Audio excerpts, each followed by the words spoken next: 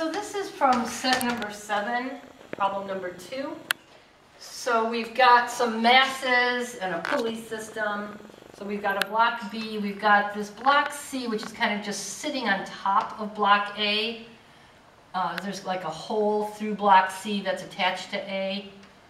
And then, so as block C and A move down, there's a ledge here that catches block C. And so it'll kind of keep it there, and then block A will continue to move down. So, let's see. The problem statement says 2 blocks A and B. Mass of A is 4 kilograms. Mass of mass of A is 4. Mass of B is 5 kilograms. Connected by a cord, passes over the pulleys as shown. 3 kilogram collar C, so that's mass of C is 3 kilograms. Is placed on block A, and the system is released from rest. Okay, that's actually an important idea, so I'm going to put that somewhere. Released from rest. So what that tells us is that we know that the initial velocities of all of these masses is 0. After the blocks have moved 0.9 meters, so I'm going to use my colors. In fact, I'm going to use yellow here. So basically it's saying after C gets to this position here, okay, because that's after it moves 0.9 meters, you can see that C is removed and then blocks A and B continue to move.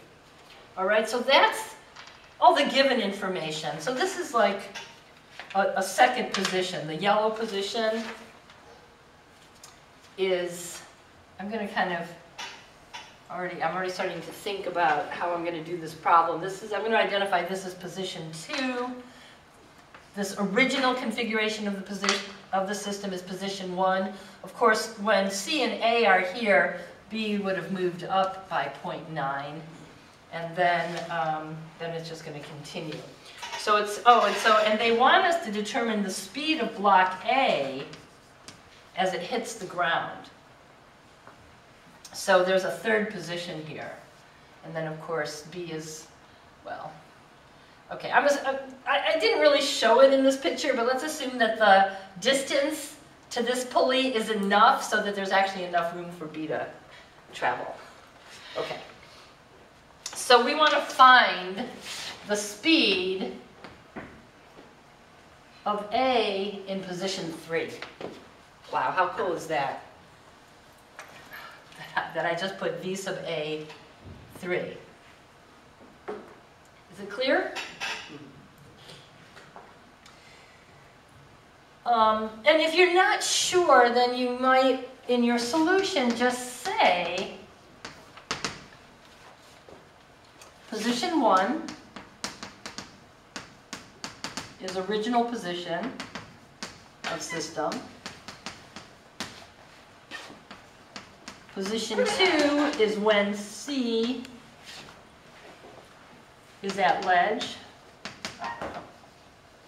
And position 3 is when A is just about to hit the ground.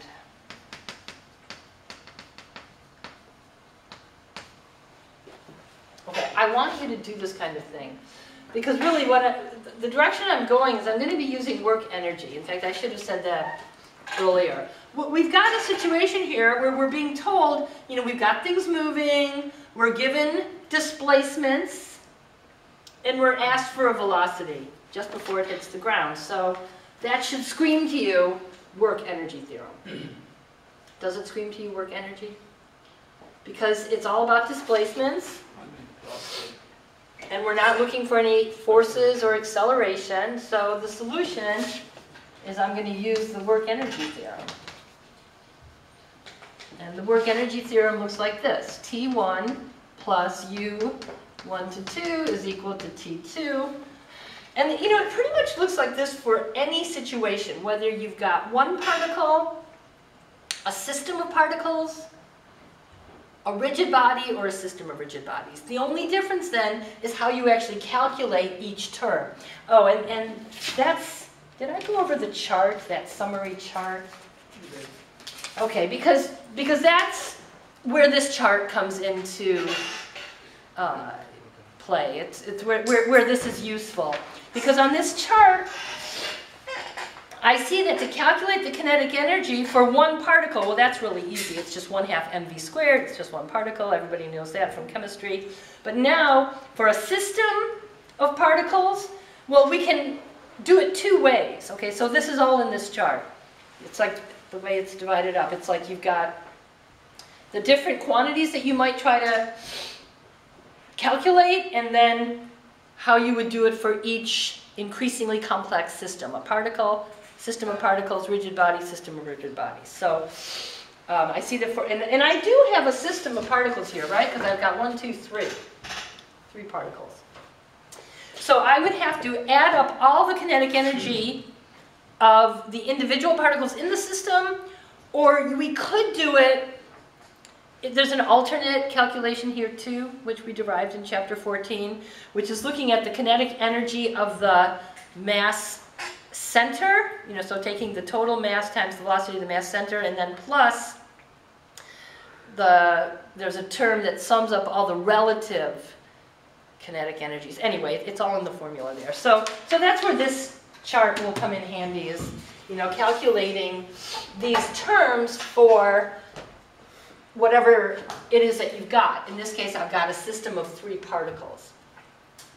All right, so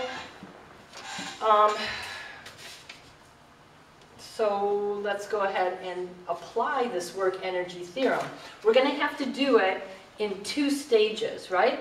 We're going to go from position 1 to position 2, and then we'll go from position 2 to position 3.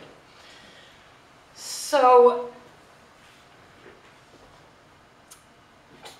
I'm going to change my formula here a little bit, because in my general formula, I'm using 1s and 2s, and then in the specific situation, I'm also using 1, 2, and 3.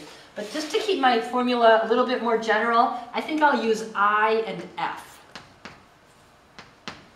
Because in the first part of the problem, I is going to be position 1, F is going to be position 2.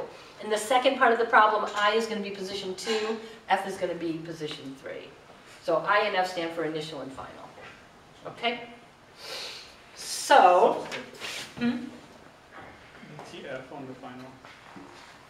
Oh, thank you. Okay, so I want you to tell me what you're doing at each step. Okay, so apply work energy between position 1 and 2. So if I do that, T1 is 0 because it was released from rest. T2, well, we can write it in terms of the kinetic energies of each individual particle. So it's going to be 1/2 MaVa2 squared, right? Plus 1/2 MbVb2 squared plus 1/2 McVc2 squared. All the v's are the same. Okay, good point. I think all of them are the same. Well, they're not exactly the same. VA and VC are the same, so we should note. VA and VC are the same. Wait, what? Is that equal to VB? It's connected by a string. Right, so, well, I'd rather you say it equals minus VB because they're not going in the same direction. Now, if we had a system of pulleys that was a little bit more complicated than this, we might have to use that conservation of string to get the relationship. Do you know what I'm talking about there? So, so this is nice that we don't really have to go through that headache, because sometimes the pulley systems can get a little bit dicey, I don't know. But the point is that if we have dependent motions where the motion of one determines the motion of the other, we can derive this. Of course, in this case, we can just pretty much do it by inspection, right? So VA is equal to VC is equal to minus VB. But of course, it doesn't really matter because the magnitude is the same. Yeah, because they're squared, so even if it's negative, so we can just pull out that v, and so we're just going to have v squared. In fact, we could pull out the 1/2 as well. So 1/2 v squared, and then we just got ma plus mb plus mc. Maybe I'll just show it capital M. Because we all know capital M kind of indicates the total mass. Now that's, of course, if your handwriting is good enough to distinguish little m's from big M's. And so making sure that I know that, you know, what you're trying to communicate.